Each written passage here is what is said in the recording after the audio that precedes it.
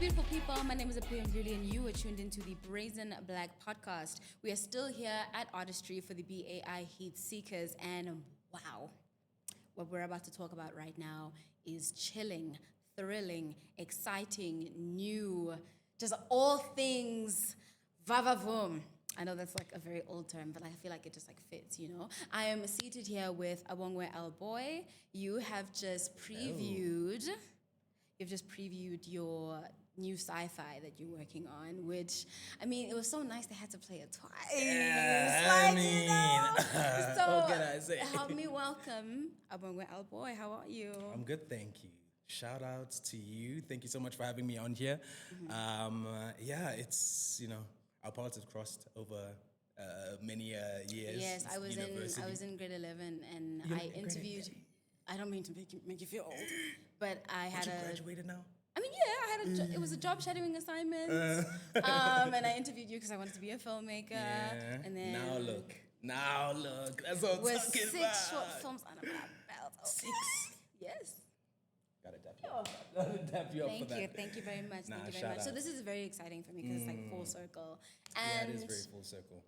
I mean, let's begin. Yeah, I think it's cool to also see, like, in a space like this, especially like with BAI's showcase and Heatskrs specifically, seeing people coming together that have been friends for a while or came up together with juniors, assisted with each other, like seeing that collaboration kind of manifesting into something even bigger now for me has been the most exciting thing. And I think Yaz and Gibbs and the guys behind all of this magic have just put a lot of effort into making it an experience, but it's also really inspiring for me seeing other filmmakers where like I see their work and I'm like, okay, okay, so everyone is cooking with oil now, if that's the saying.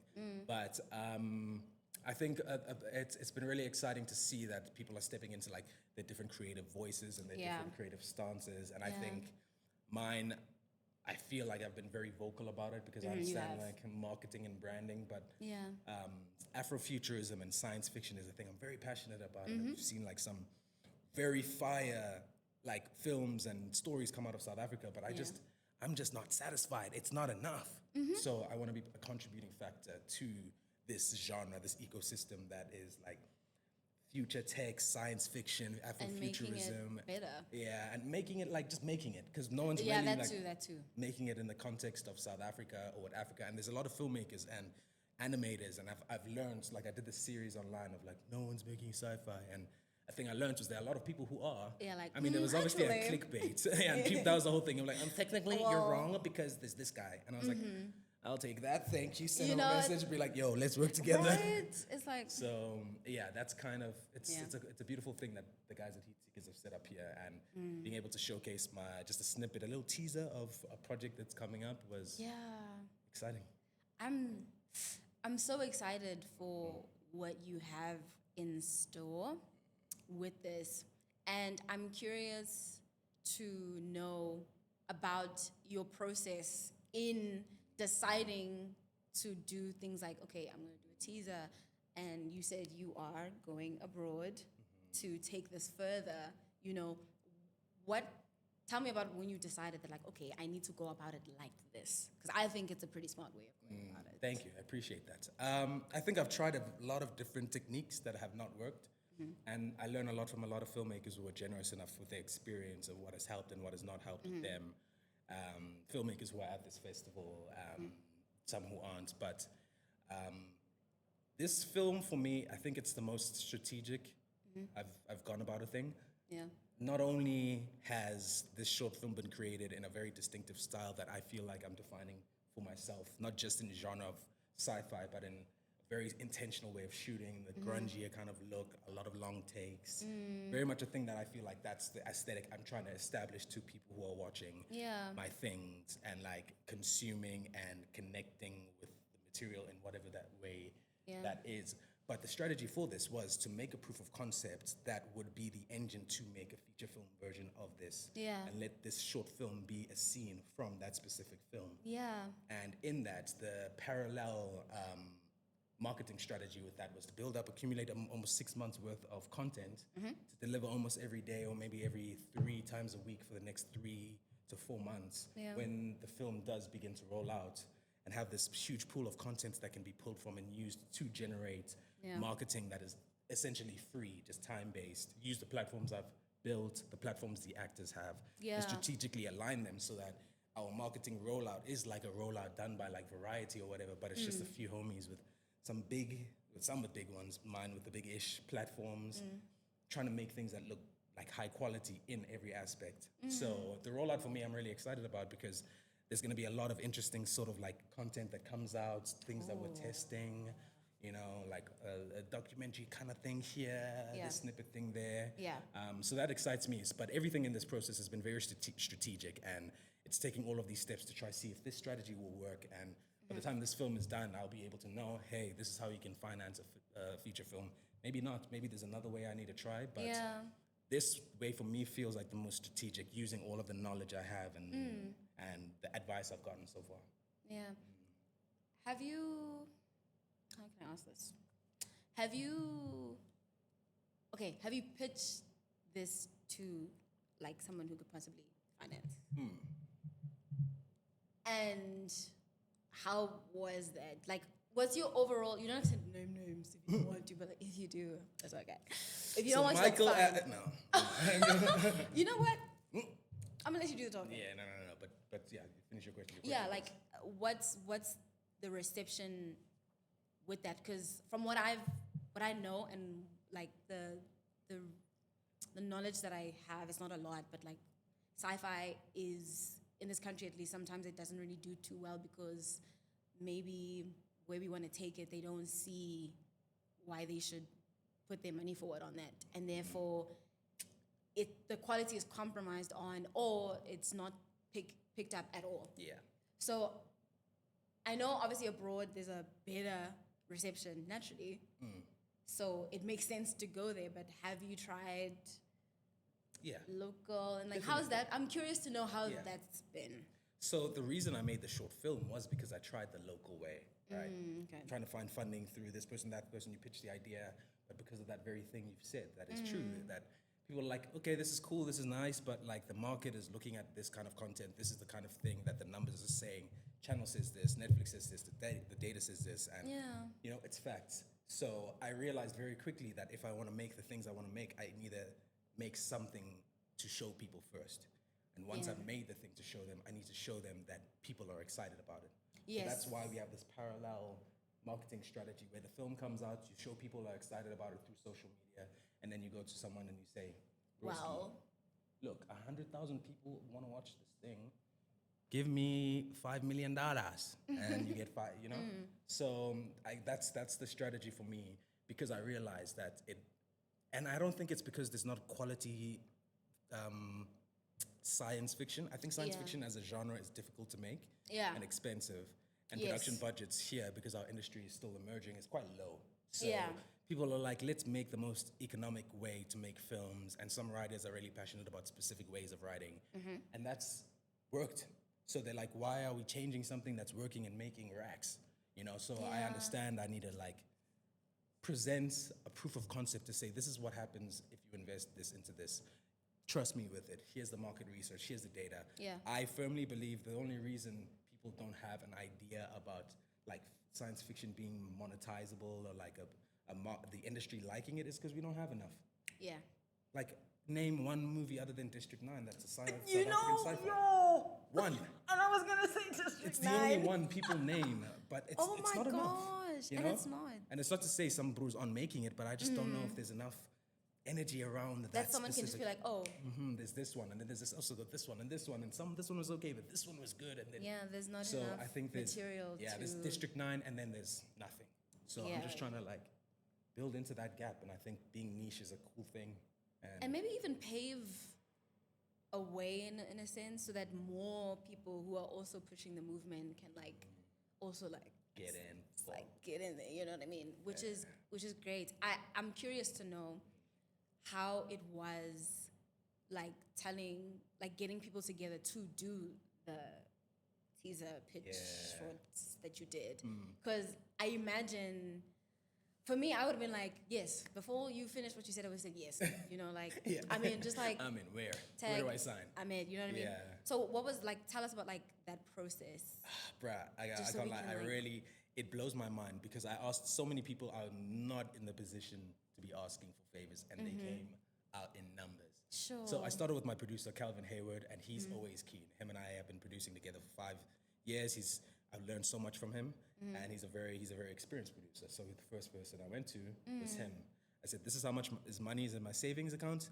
This is the film I want to make. I put together a mock budget. What do you think?" He was like, "Cool. This is what you need. Cool. Start reaching out to some people. I go to my friends. I start with my friends. Like, ultimately, the exercise was to use all of the resources that I'd built up together Yeah. in terms of people to make this thing. So I went to Yeah. every person. My DOP, Tsepon Tako, he was a guy I've worked with for long, and we've been scheming it for a while. So I said, "Bro, we're a go." And he was like, "Say less." He starts bringing on his boys. He's like, That's "Yeah, you see that thing I was amazing. telling you about? Come through." Gito, a colorist that works at a really big a post-production house called Refinery. He comes on, and I'm like, Gito, this guy, and he's a top dog, bro. Then Calvin starts reaching out to people, being like, "We're trying to make this thing. You know, there's Giving, 3 like, people." Avengers. You know what I'm saying? It was assembling. He calls this guy named Max Pullman. Now, Max Pullman is the special effects supervisor that did District 9. No! Right? Yeah. What? So I was like, "Hey, dude, I have a few explosions. I have a few Yo. sci-fi things I want to do.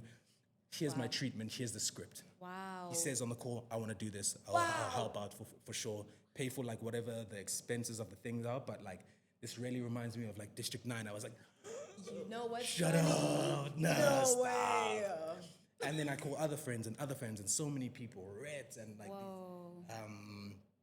Olwetu, and all of these people came on to help. And Alex, a friend of mine who's a model, I was like, he's been asking like to figure out acting. I was like, "I've got a role that I think you would really flourish in." Wow. And so it was this amalgamation of just friends, and my friends came to support on set, Matt and Shay, and like there was a bunch of extras that I'd reached out to online that I was like, "Yo, can people help?"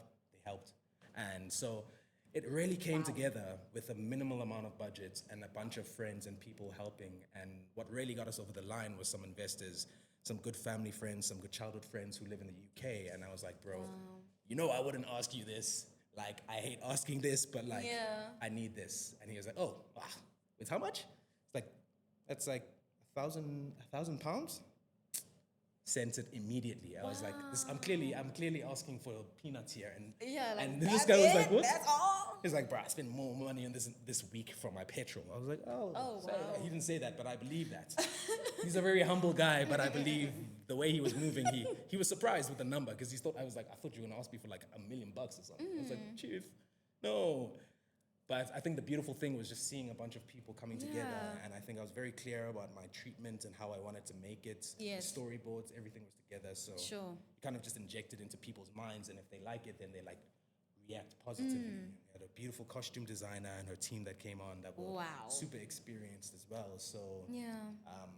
it's been a privilege, and working with some people where I'm like, if this is the team I can build with for the rest of my career, and the Ndumis and the Kitsos and the Kekes and if those are the people that I can work with, then it's Yeah. like, this is kind of what it's about. And so my dream is just to create an ecosystem where we can all we can afford to pay for living while making art together. Yes, You know? and that's such a beautiful. I mean, it's okay, maybe a bit more beautiful, a lot more beautiful than I imagined. Because for you to have us all hooked off of like, was it like a minute? Yeah, it was a minute. And we're just like, play it on loop. Synopsis, logline, tagline, something, title. Give us something. And it's amazing that you've done that. I'm just curious to know. So obviously you did do a short, and then the teaser is like a minute short. It's just the first one. It's the opening sequence, like the first minute. I'm not asking you to say the story or anything. I just want to know, at least like to console my heart, how long is the short that you guys? Just like for my own consolation. 6 minutes and 6 seconds. Wow. Exactly. And I'm asking because I know today I've heard a lot of mention of like how oftentimes short films are used as like proof of concept and things like that. And I mean, not that there's a problem with that, but I think it's also interesting to see that's also a possibility, because that's really what you're doing. Yeah. And I feel like it's motivation for a lot of emerging filmmakers who are like, okay, I don't know how to go about this. And it's like, start off with the short. Yeah. And have your tribe. It sounds like you have your tribe. Yes. Yeah. And I just want us to dive a little bit deeper into that, because I also want us to kind of shed light on who you are as a filmmaker in general. How long or how difficult was it to be able to have a tribe like that, so that when you have this moment, it's like, oh, I'm game. Yeah. You ask very good questions. I mean, And I knew I saw something in you those years ago. you know what I mean? No, but genuinely, that's a beautiful question. And I think it's a really beautiful question, because I think it's something I've very intentionally built and worked on. And for me, every opportunity I've had to meet somebody and have a conversation with them with respect and ask them a question about what they do, I've taken it. Yeah. So, for example, my cinematographer, Tsepo, what I would do, we met on a job that we were shooting for this HBO show in Cape Town, and it was very experienced. Yeah, he's super experienced, and he was working on that. I didn't know enough. And he was the second AC, and I was the director's assistant. So every time between takes, between things, I'd pull him to the side. I'd be like, "What are you doing? What's this? What's this? This is a diopter. This is this. This is that."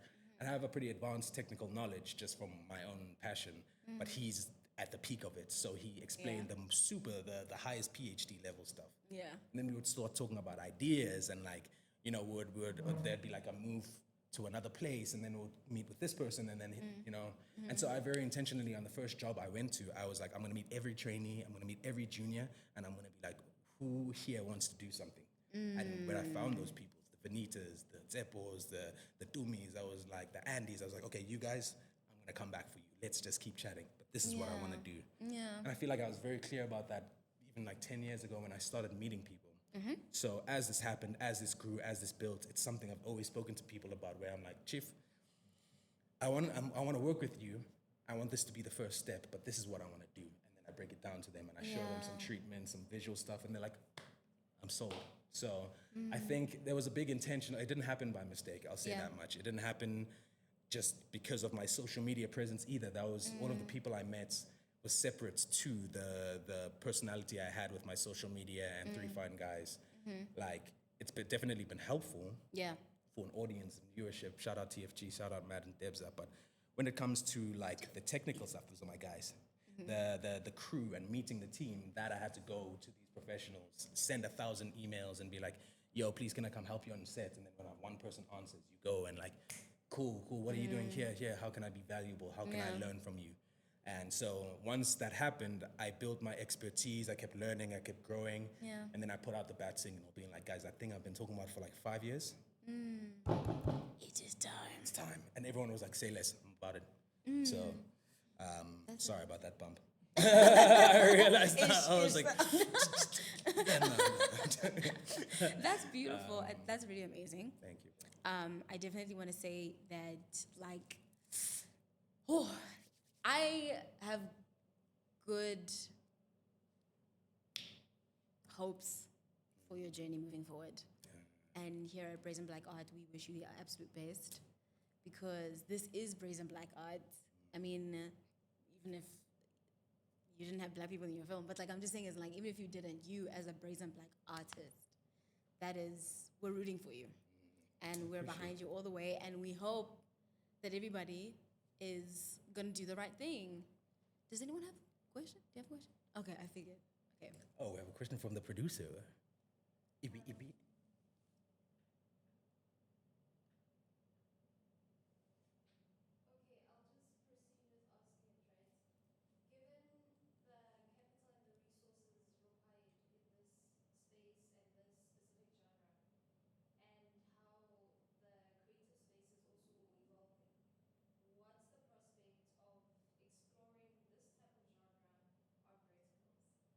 On verticals?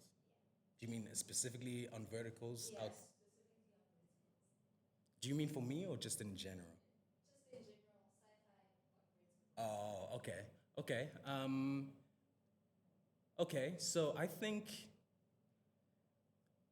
the reason that that sci-fi and verticals is going to become more and more possible is because of AI and how visual effects and 2D, 3D modeling and a lot of things that generally would have needed advanced techniques can be done with AI. And it's not to say that these experts aren't still experts, but I think these tools are getting really strong where it's like, yeah, it's getting tricky. And it's just the reality of the thing. And the guys will get even more experts and they'll probably integrate AI and become even better. But I think at a bare surface level, general visual effects are getting more accessible. So I think there's a world where people will be making verticals and doing edits on their phones and being able to add AI VFX and sci-fi and all of this stuff.